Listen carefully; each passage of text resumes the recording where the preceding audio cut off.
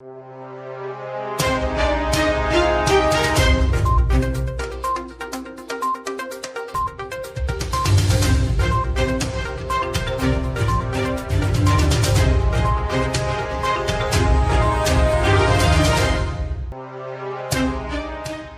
à toutes et à tous, bienvenue à cette édition présentée des studios de la chaîne Koulia TV, relevant de la Faculté des Lettres et des Sciences Humaines, Université Resort Agadir. Voici les titres de l'actualité. Démarrage des examens de la session d'automne au titre de l'année 2023-2024. Les examens sont prévus pour le début de la première semaine de janvier 2024 et se poursuivront jusqu'à la fin du mois. Introduction au modèle théorique de la transhispanité littéraire, tel est le thème du séminaire organisé à la FLSH d'Agadir par le département des études hispaniques. L'événement s'est tenu du 4 au 7 décembre 2023 en présence du consul général d'Espagne à Agadir, M. Victor Franco Garcia. Un reportage à suivre dans ce journal. Deuxième édition de la journée d'études intitulée « Quels soft skills pour les lauréats à l'ère des crises ?» L'activité a eu lieu le jeudi 14 décembre 2023 à la FLSH Université Resort Agadir en collaboration avec le tutorat universitaire. Un reportage à suivre dans ce journal. Colloque intitulé « Les rencontres culturelles mondiales, représentation, discours et identité » organisé les 12 et 13 décembre 2023 à la FLSH d'Agadir. Également dans cette édition, un panorama culturel et scientifique des activités de la FLSH d'Agadir. L'image du jour d'aujourd'hui, exposition du premier salon du livre organisé par le département de langue et de littérature arabe du 27 novembre au 2 décembre 2023. Avant de développer ces titres, nous allons nous arrêter sur les réalisations de la chaîne Koulia TV de l'année 2023. La figure suivante illustre et récapitule le nombre de réalisations de la chaîne Koulia TV sur la période du 1er janvier 2023 au 31 décembre 2023. Un bilan positif et très riche dont le total des réalisations a dépassé 205 enregistrements, en moyenne 2 enregistrements par jour. Un inventaire qui résume les efforts colossaux qui ont été déployés afin d'assurer la scénarisation et l'enregistrement des reportages, des bandes annonces, des journaux télévisés en arabe et en français, des vidéos pédagogiques et de toutes les activités scientifiques et culturelles de la faculté et de l'université. Il est notable que Koulia TV est la première chaîne universitaire numérique au Maroc et en Afrique qui ne cesse de se développer. Actuellement, le nombre de ses abonnés dépasse 42 100 sur YouTube, 10 000 sur Facebook et comptabilise habituellement plus de 37 000 vues en 28 jours. Pour avoir une lecture détaillée sur ce bilan positif, je vous propose d'écouter le témoignage de M. Omar Abdou, directeur de production de la chaîne Koulia TV. Sous la direction de M. le doyen, M. Mohamed Naji, Koulia TV cette année, au niveau de sa production, était très fructueuse. Donc on a eu 205 enregistrements phares et à raison de 2 enregistrements par jour, que ce soit des émissions, que ce soit des reportages, que ce soit au niveau des grands colloques qui ont eu lieu à la Faculté des Lettres. Ceci nous a donné quand même un public très important, 42 100 sur YouTube, 10 000 sur Facebook, et puis si on prend tout ça, ça nous donne 37 000 vues en 28 jours. C'est la moyenne pour toute l'année. Et donc, chaque 28 jours, nous avons 37 000 vues, ce qui est très important par rapport à nous, ce qui nous encourage et donne à Koulia TV une distinction et un palmarès très important au niveau de la Faculté des Lettres et des Sciences Humaines d'Agadir, au niveau de nos orges. Le doyen de la Faculté des Lettres et des Sciences Humaines d'Agadir a présidé le conseil de la faculté qui s'est réuni mardi le 26 décembre 2023 à la salle des réunions de la dite faculté. L'ordre du jour a porté sur la programmation des examens de la session d'automne au titre de l'année 2023-2024. Le nombre des étudiants qui vont se présenter pour passer ces examens dans différentes filières des départements de la FLSH d'Agadir a dépassé 24 000 étudiants. Les examens vont débuter dès la première semaine de janvier 2024 et se termineront vers la fin du mois. Une mobilisation effective du décanat, du staff administratif et pédagogique de la faculté pour assurer le déroulement de ces épreuves dans de bonnes conditions. À noter que le calendrier de ces examens sera publié dans les prochains délais sur le site officiel de la faculté.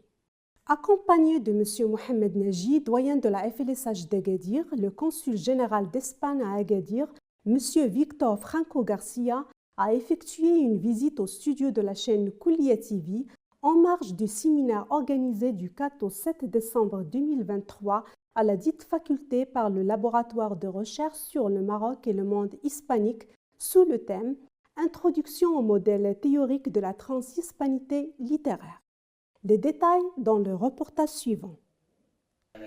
Le laboratoire de recherche sur le Maroc et le monde hispanique relevant de la Faculté des Lettres et des Sciences humaines d'Agadir a organisé le mercredi 6 décembre 2023 la 3e édition de la rencontre d'auteurs hispano-marocains en présence du consul général d'Espagne à Agadir, M. Victor Franco Garcia, du doyen de la FLSH d'Agadir, M. Mohamed Naji, et des auteurs hispano-marocains. La Faculté des Lettres et des Sciences humaines d'Agadir a accueilli aujourd'hui Monsieur le consul d'Espagne à Agadir. Cette visite s'inscrit dans le cadre de renforcement de la communication entre le département des études hispaniques, entre autres la culture hispanique en général, et les composantes culturelles et diplomatiques hispaniques. Cette rencontre constitue également l'opportunité de renouveler les liens de partenariat entre le Maroc et l'Espagne dans le cadre de la vision commune de promouvoir l'échange d'innovation et de connaissances au niveau de la recherche académique et scientifique.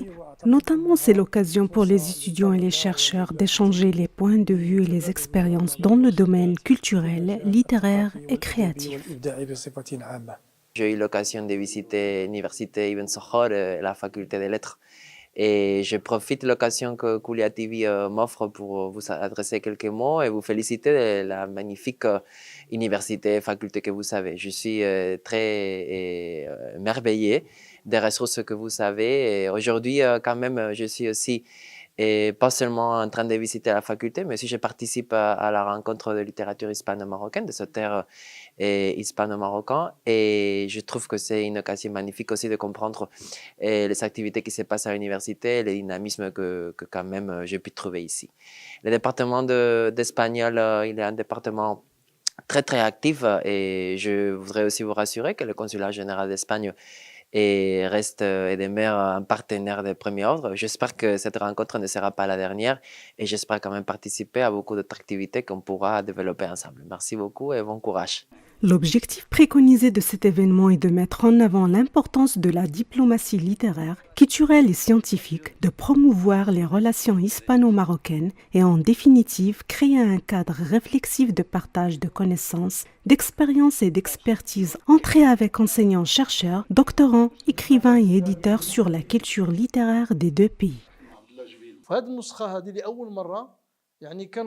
Cette édition s'est distinguée par la présence de nombreux étudiants de la licence, du master et de la formation doctorale. Et pour la première fois à la fin de cette rencontre, le débat fut lent et fructueux. Les participants ont abordé plusieurs thématiques et plus particulièrement la problématique de la langue espagnole au Maroc.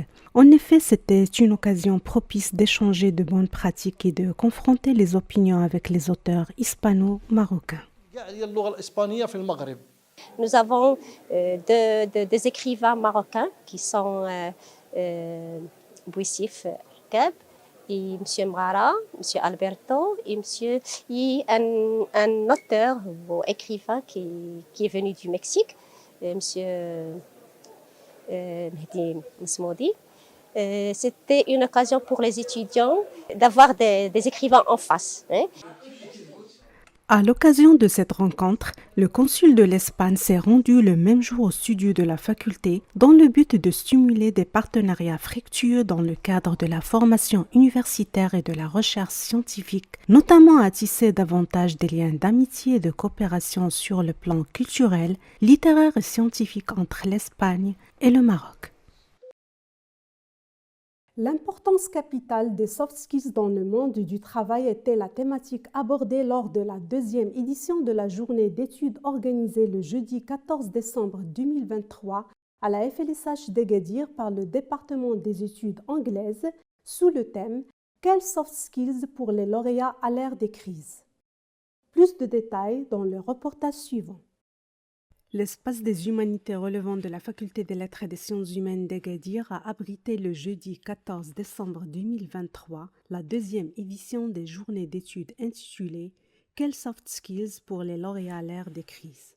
Cette activité a été organisée par le département de langue et de littérature anglaise et modérée par M. Abdelrahim Mimouni, enseignant-chercheur à la dite faculté, et une pléiade d'experts et de professionnels dans le domaine des ressources humaines et de la formation professionnelle. Nous sommes très heureux aujourd'hui d'accueillir à l'université des experts et des professionnels qui vont clarifier aux étudiants certains concepts afin de les aider à mieux comprendre les besoins du marché de l'emploi et surtout les préparer davantage dans l'insertion professionnelle. En fait, l'étudiant a besoin de ces activités pour développer ses compétences comportementales et augmenter ses opportunités de carrière. Je saisis cette occasion pour remercier tous les membres du comité d'organisation, le doyen et le vice-doyen de la faculté et toutes les personnes qui ont participé à cet événement.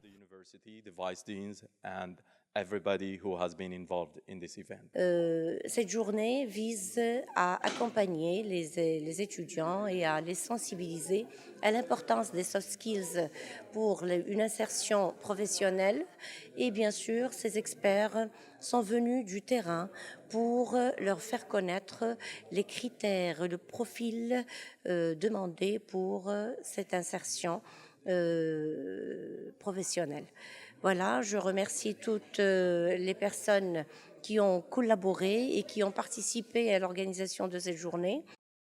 Les soft skills tels que la capacité d'adaptation, la résilience, la créativité, l'esprit critique sont les thématiques les plus abordées lors de cette journée formatrice qui a mis en avant l'importance de ces compétences comportementales très reconnues autant dans la réussite professionnelle que dans la vie personnelle.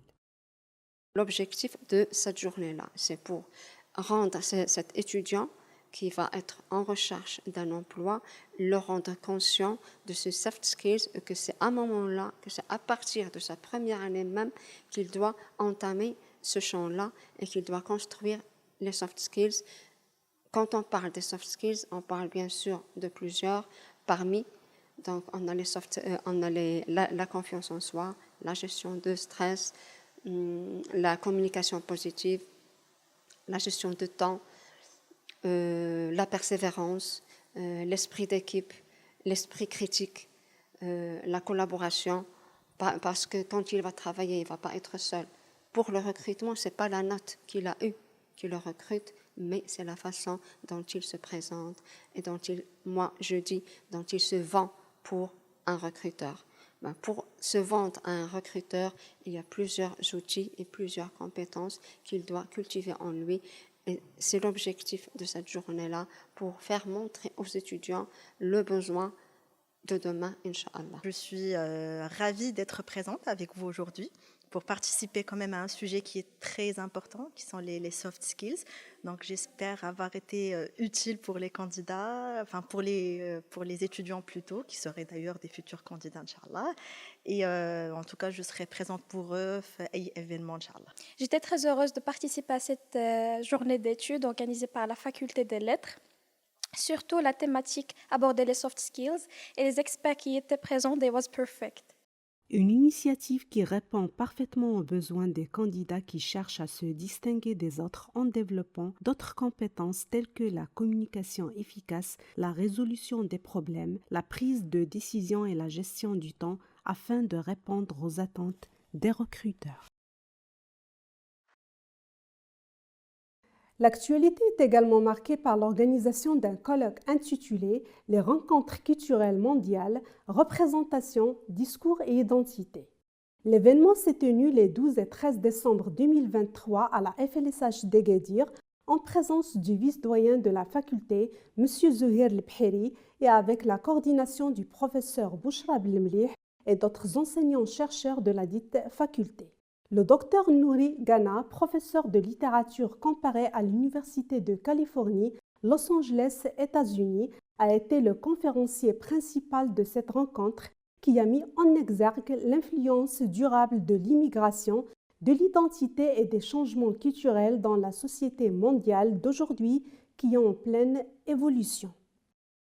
Restez toujours avec nous dans cette deuxième partie de ce journal. Nous vous présentons le panorama culturel et scientifique des activités qui ont été ou seront organisées à l'espace des humanités de la FLSH d'Agadir. Nous ouvrons la page culturelle par la leçon inaugurale organisée jeudi, le 21 décembre 2023, par le Master de linguistique appliquée sous le thème « La relation dynamique entre la langue étrangère, le plaisir d'apprendre, l'anxiété, l'ennui, libre arbitre, la motivation et la performance chez les apprenants marocains de l'anglais comme une langue étrangère. » Cette activité culturelle a été présentée par le docteur Jean-Marc Desvallées de l'Université de Londres et coordonnée par Madame Naïma Trimas, professeure à la FLSH d'Agadir. Notons également que le répertoire des publications de la FLSH d'Agadir s'est enrichi par une nouvelle parution. Il s'agit des travaux d'un ouvrage sur la langue, la littérature et la culture dédié au professeur Salah Azoukay et sous la coordination du professeur Rabia Soussani et du professeur Mustafa Mamouni Alaoui. L'ouvrage couvre plusieurs recherches dans les domaines scientifiques issus de la littérature arabe, de ses recherches linguistiques, rhétoriques, critiques littéraires, études culturelles, théâtre, patrimoine et d'autres. Notamment une nouvelle parution d'un numéro spécial de la revue Derasat. Il s'agit de la 29e édition au titre de l'année 2022-2023 intitulée « Discours, espace et médiation, regards croisés ». Il est notable que Derasat est une revue scientifique éditée par la FLSH d'Agadir et publiée dans la plateforme Digital Commons affiliée à Elsevier en 2 fascicules, sciences humaines et sociales, sciences du langage, littérature et art, et contribue énormément à améliorer la qualité de la recherche scientifique à l'université, notamment dans le domaine des langues, des lettres, des sciences humaines et sociales. La place à présent aux activités qui seront organisées prochainement à la faculté. Il s'agit de la 26e édition du Festival international du théâtre universitaire qui sera organisé du 24 au 27 avril 2024 par la FLSH Université Bezoar Agadir. Une nouvelle conception qui va fêter les arts performatifs avec la jeunesse en assurant ainsi une restauration des échanges culturels dans un élan artistique et touristique des différents pays participants entre colloques, ateliers, spectacles et soirées festives.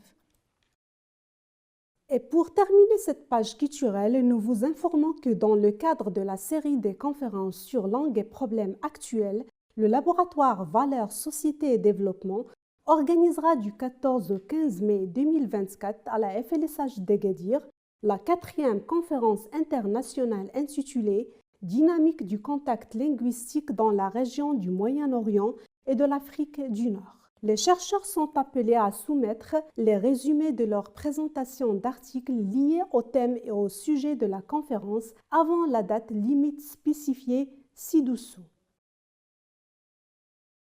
Dans notre rubrique Santé et bien-être de l'étudiant, nous parlons cette fois-ci de l'importance de la gestion du temps à l'université.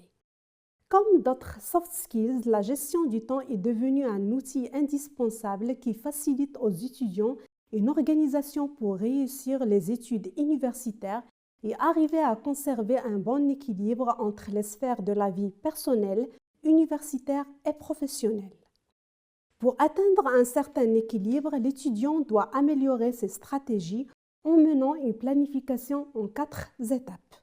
Premièrement, établir les priorités en dressant une liste des activités en ordre de priorité. Deuxièmement, faire l'inventaire des exigences en listant tous les travaux et les tâches avec les dates d'échéance. Troisièmement, préparer une planification à 3 niveaux, global, hebdomadaire, quotidien. Il s'agit d'une planification globale d'un calendrier trimestriel pour avoir une vision d'ensemble sur le trimestre, puis une planification hebdomadaire qui permet de déterminer les activités incontournables, les périodes instables et les heures de repos, et finalement une planification quotidienne qui va faciliter la planification du temps requis.